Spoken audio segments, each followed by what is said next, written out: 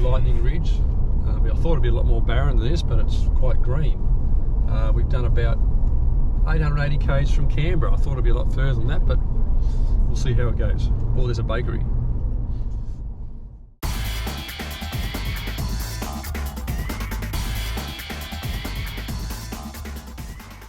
We've got 3 nights here. It's not exactly what I expected after to Cooper Pedy. I thought it was going to be a bit more like a desert and a harsher environment. It's actually quite green and pretty. We chose to stay in the Crocodile Caravan Park. It's clean and tidy. The sites are extremely small. I can't recommend it. The owners have sold and the bowling clubs bought it, and they're going to make it into backpacker accommodation. But there's a Big 4 down here. It's a little bit expensive. Or there's the resort over there, and you can park behind the pub. The Big 4 is much closer to the Artesian bath, which is lovely. No pictures of us swimming or anything because they have a ban on cameras in there, which is understandable, but they also have a sign up offering a reward if you dob somebody in that's done the wrong thing. No alcohol, no jumping, there's a whole list of things. Well, here we are inside the Chamber of the Black Hand, I think it's called. Everything's carved into the rock. And it's not designed for people like me. It's keep hitting my head on the roof. I think we're about 50 feet below surface level at the moment. Luke, I am your father.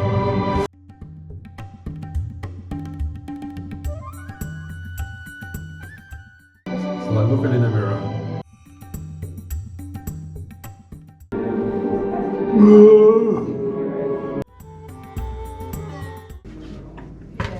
Oh, hit me head again. You've got these bolts going through the ceiling to hold it in place. I keep hitting my head on those things. Lucky I've got a hard hat on. The Chambers of the Black Hand is absolutely amazing. You have to pre-book, and you're given a time slot when you turn up. You're taken down and they give you a brief history about Ron Canlon, who is the artist. He was actually came as an opal miner, and underneath the sandstone he's mined under there and never really found enough opal to live from. To take out his frustrations, he used to come back up to the top of the sandstone level and start carving. And now people come to see the carvings, and he doesn't need to look for opals because there's a lot of people coming.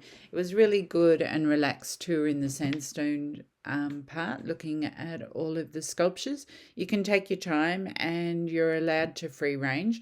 There's also an opal shop under there, so that's interesting to have a look at. And then if you want to pay extra, you can go down into the next level where he actually did mine for opals, and they've made it a really interesting interactive display. And we spent ages here and we never felt pressured to leave. I actually think that this was the best thing that we did in Lightning Ridge. I really, really loved it.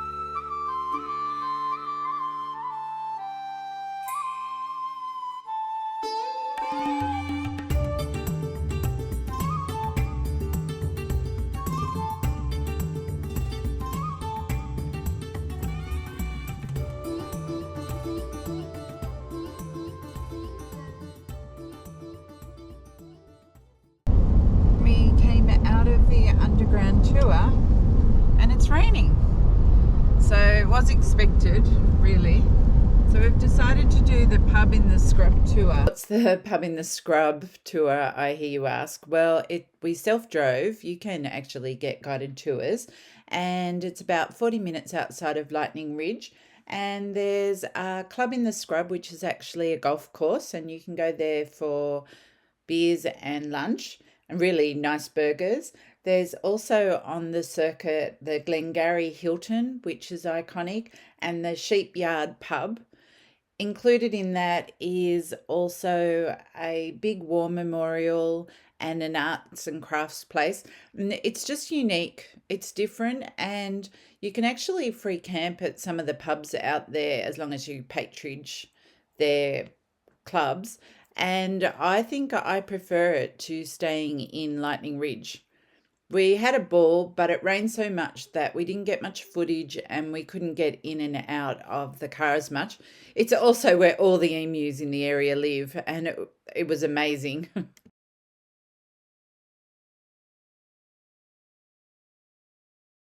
Well, we've had a day of down mine shafts, looking at art, going to the club in the scrub, coming back and then ending up in the Artesian Bores. And now we're at the lookout and the rain has all gone away and it is just spectacular. This is the first shaft lookout.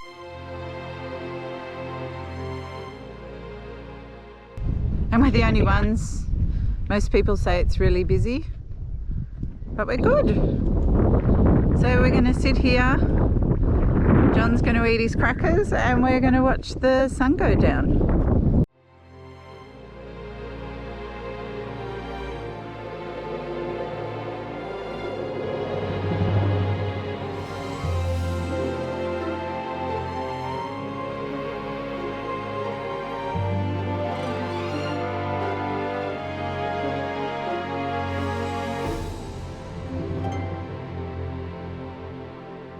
Car door tours are located all around Lightning Ridge. There's 4 of them and the car doors are different colours and you follow them from point to point. You get the information from the information centre, which is fantastic, and basically you drive around areas and stop at the points and see different things. Some things you have to pay for, some things are free, and some things you don't know why they directed you there. But it's a lot of fun and it's a great way to see Lightning Ridge.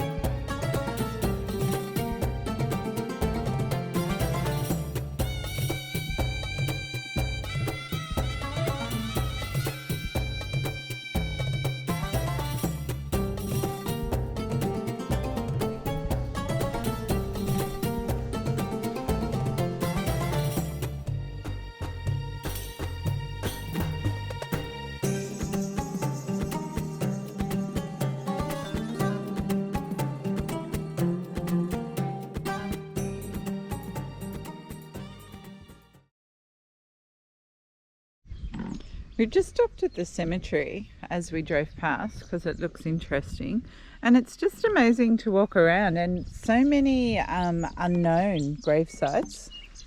Bit sad for those people that are buried that are unknowns, and quite a few of them, to be honest. It's interesting, isn't it, John? What is the dead centre of town?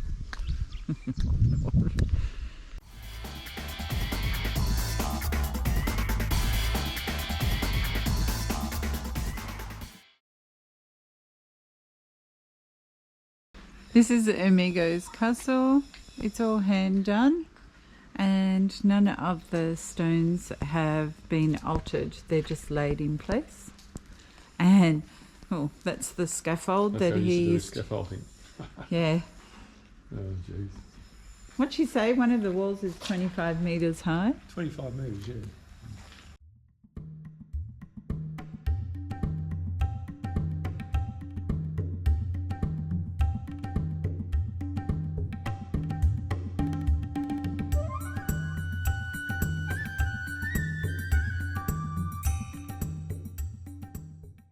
Well, the sun's out. We've had some sun, some rain, very boggy, and we've finished Lightning Ridge. We're off to Warrialda. Actually, first off, we're off to do the dump point. Next stop, the dump point. The highlight of our tour to Lightning Ridge.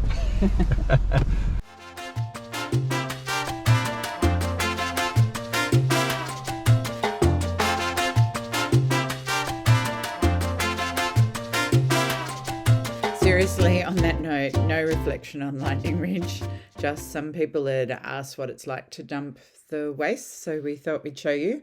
I do want to mention the John Murray Art Gallery. It was so good, and John actually bought artwork, which was surprising. We had a lovely time in Lightning Ridge, and I look forward to further adventures. I'll see you on the other side.